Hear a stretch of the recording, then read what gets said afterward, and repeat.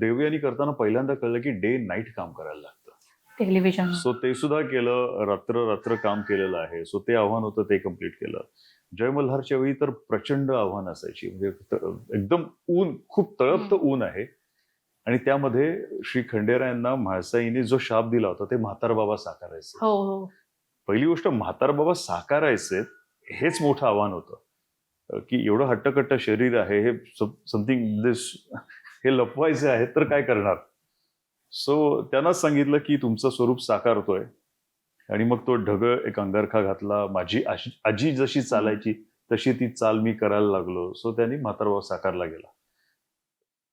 ते म्हातार बाबा जेव्हा चालायचे ते अनवाणी असायचे आणि ते वरचं तळपतं ऊन, मे महिना आणि फुल माती, ती म्हणजे तापलेली माती.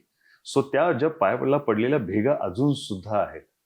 सो ते रिकव्हर होत नाहीयेत. मला वाटतं राहू देतात, ते आठवण करून देतात की देतात कष्ट काय असतात ते, आणि लोकांनी त्याच्यावर प्रेम जे केलं ना ते आठवण